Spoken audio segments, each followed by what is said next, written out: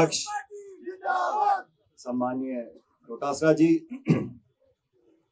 पूर्व मुख्यमंत्री आदरणीय अशोक गहलोत साहब, नेता प्रतिपक्ष जिनका बड़ा जोरदार भाषण आप लोगों ने सुना, टीकाराम जूली जी, इस कार्यक्रम में मौजूद सभी विधायक, पूर्व मंत्री, कांग्रेस पार्टी के पदाधिकारीगण, अग्रिम संगठनों के हमारे साथी और आप सब लोग, दोस्तों, नौजवान साथियों, बुजुर्गों, आज का जो कार्यक्रम रखा है, मैं सबसे पहले साधुवाद देना चाहता हूं डोटासरा जी को कि इन्होंने पूरी कांग्रेस पार्टी के तमाम नेताओं को, कार्यकर्ताओं को आह्वान किया कि देश में भाजपा के शासन में जो संविधान की, नैतिकता की धज्जियां उड़ रही हैं, उसके खिलाफ हम जनता की आवाज बनकर आज विरोध प्रदर्शन करें। महामहिम गवर्नर साहब के घेराव का, पदयात्रा का, सत्याग्रह का, जो भी हम लोगों ने आज कार्यक्रम किया है, मैं सबसे पहले आप सबको बहुत धन्यवाद देना चाहता हूं। और सभी के भाषण आपने सुने और मुझे लगता है कि आज प्रताप सिंह जी लंबा बहुत बोले भाषण, अच्छा भाषण दिया, लेकिन आप सबकी सहमति से गहलोत साहब बैठे हैं, आपके मंत्री रहे प्रताप सिंह जी, पूर्व जिलाध्यक्ष रहे, मुझे लगता है हम सब लोग एक सर्वसम्मति से इस बात को मानते हैं कि आज प्रताप सिंह खाचरियावास जी जूते पहन के आए हैं, तो जो पुलिस के सामने प्रदर्शन करना है, हम सबकी तरफ से प्रताप सिंह जी को नामनित करते हैं कि आगे जाएं और मजबूती से हमारी बात को रख दें। जिलाध्यक्ष रहे हैं, उन्होंने पूरी कहानी बताई, जब मैं अध्यक्ष था कैसे पुलिस आई, कैसे लाठी चली, मेरे पास जूते थे तो मैं चला गया, इन पे सैंडल थे, नहीं जा पाए। क्या है, मैं प्रताप सिंह, चक्कर क्या है, इस समय का घेरा पूरा घूमता है, तो फिर वही मौका आ गया, वही धरने का समय आ गया, वही राजस्थान पुलिस है, तो बहुत बड़ी बात नहीं है और हम सबका इसमें सबकी सहमति है, कोई इसमें आगे पीछे नहीं है। हाँ, बोल दिया प्रताप सिंह जी और गहलोत साहब मुस्कुरा रहे हैं, आप उनके मतलब है, उनकी अनुमति है, सबकी इसमें सहमति है, मेरे भी आप जिलाध्यक्ष रहे हो तो हम सब सहमत हैं इस बात से। लेकिन साथियों, आज जो देश की संसद में हो रहा है, 4 जून 2024 को जो लोकसभा के परिणाम आए, जिस प्रकार की आक्रामक रणनीति को अंजाम भाजपा की सरकार दे रही है, और पूर्व वक्ताओं ने इस बारे में बताया आपको कि कैसे व्यक्ति विशेष के हाथों में पूरे देश की अर्थव्यवस्था को देने का जो काम किया जा चुका है, अधिकांश किया जा चुका है। कांग्रेस पार्टी ना तो उद्योग के खिलाफ है, ना उद्योगपतियों के खिलाफ है, ना निवेश के खिलाफ है। 1991 में जब देश में आर्थिक संकट आ गया था तो मनमोहन सिंह जी ने, नरसिम्हा राव जी ने देश की अर्थव्यवस्था को खोला, और आज जो आधुनिकीकरण हम देख रहे हैं, निवेश हम देख रहे हैं, सबसे बड़ी हम अर्थव्यवस्था बन रहे हैं, 3 ट्रिलियन, 4 ट्रिलियन, 5 ट्रिलियन, उसकी नींव कांग्रेस पार्टी ने रखी थी। तो ये जो भाजपा के साथी बताते हैं कि कांग्रेस उद्योगपतियों के खिलाफ है, ऐसा बिल्कुल नहीं। हाँ, देश की संपूर्ण संपत्ति आप चुन चुन के व्यक्ति विशेष को दे दो, हवाई अड्डा, रेलवे लाइन, पोर्ट, बिजली घर, खान, जो सरकार की संपत्ति, जनता की संपत्ति है, उसको औने पौने दाम में सरकारी बैंकों से कर्जा दिलाकर व्यक्ति विशेष को दे दो, उसके हम खिलाफ हैं।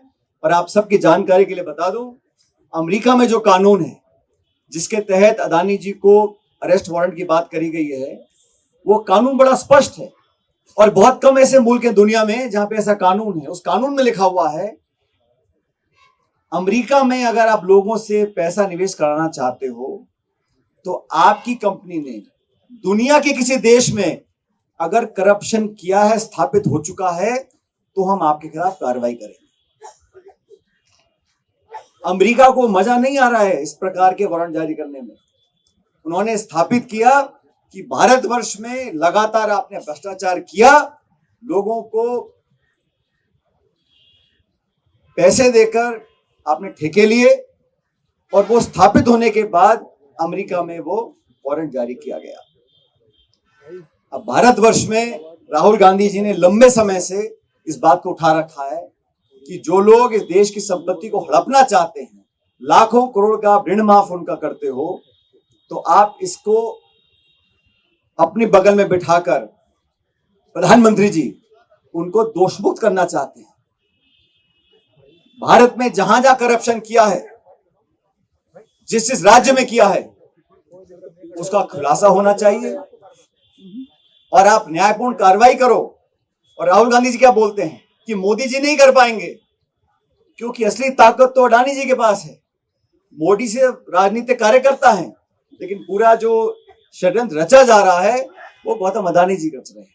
और आज हमारी पार्टी का जो धरना है वो इसके खिलाफ है कि जहां जहां गौतम अडानी जी के मार्फत भ्रष्टाचार किया गया है, लाखों करोड़ का घोटाला किया गया है, देश में सत्ता का एकीकरण और उद्योग का एकीकरण, उसके खिलाफ कांग्रेस पार्टी है और उसके खिलाफ हम आज आवाज उठा रहे हैं।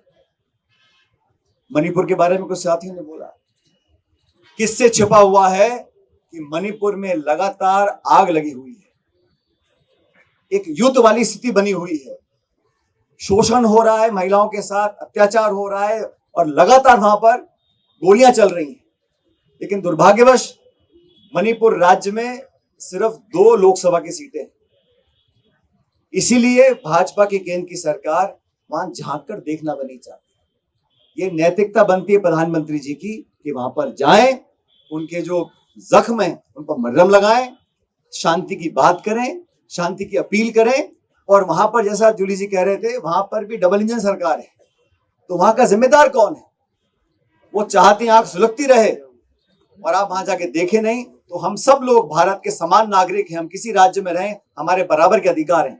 हमारे भाई बहनों के साथ अगर अत्याचार, शोषण, दुष्कर्म मणिपुर में हो रहा है तो हमारा दायित्व बनता है कि हम खड़े होकर आवाज उठाएं और बोले केंद्र सरकार को कि वहां पे आप पहल करो, शांति की स्थापना करो, हम उसको सराहना करेंगे।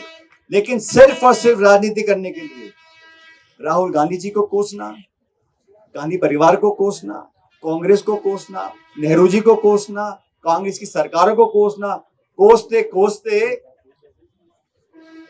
उनको आदत पड़ गई और अब अंबेडकर जी को भी कोस दिया।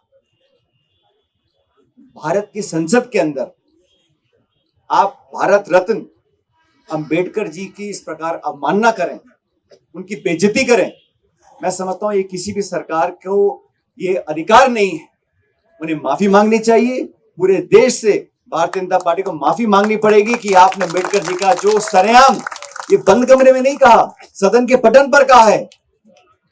और अगर गृह मंत्री जी के वक्तव्य से पूरी भाजपा सहमत है तो हमें कोई चिंता नहीं है।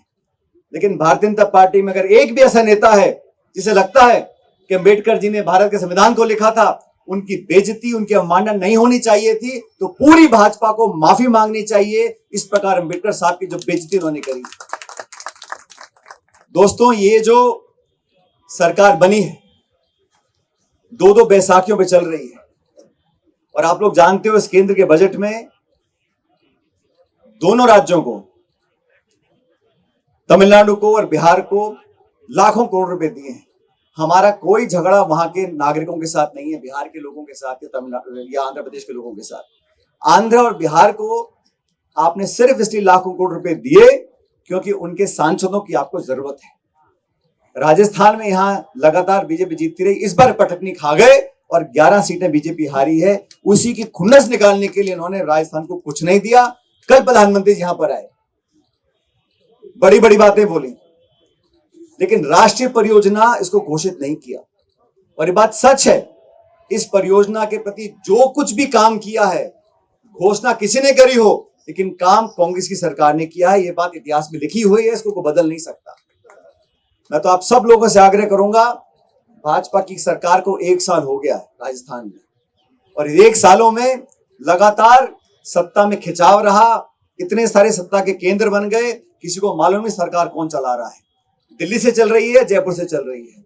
इसलिए मैं तो आपको आह्वान करूंगा, हम एकजुटता से रहें। और अंत में, अभी आप भी बोले थे प्रताप सिंह जी कि सभी नेता आ गए, सभी नेता आ गए। अरे छोड़ो, ये भाजपा के लोग प्रचार करते हैं अखबार से और मोबाइल पे पूरी कांग्रेस पार्टी एकजुट है, एकजुट रहेगी और 4 साल के बाद सरकार कांग्रेस की बनेगी। ये फालतू की बात है। ये जितने लोग यहाँ बैठे हैं, हम लोग छोटा बड़ा महिला पुरुष हम सब पूरे परिवार के सदस्य हैं और हम लोगों को अपने परिवार के मान सम्मान की सुरक्षा रखनी है। राहुल गांधी जी के आदेश के अनुसार हम राजस्थान की सरकार को चैन से बैठने नहीं देंगे और 4 साल के बाद दोबारा कांग्रेस का शासन बनेगा। ये जिम्मेदारी हम सब लोगों की है, कोई बड़ा छोटा नहीं है। आज किसी पे पद है, किसी पे नहीं है, लेकिन हम सब इस कांग्रेस परिवार के सदस्य हैं, साथ में जिए हैं, साथ में लड़ेंगे और साथ में कांग्रेस का राज दोबारा लेकर आएंगे। लेकिन जरूरत पड़ेगी तो हम सबको सामने आके लड़ना पड़ेगा। ये संघर्ष का समय है। दिल्ली और जयपुर में हम लोग सोचें कि अपने आप चुनाव होंगे, अपने आप कार्यकर्ता नहीं, कार्यकर्ता हमको देखते हैं।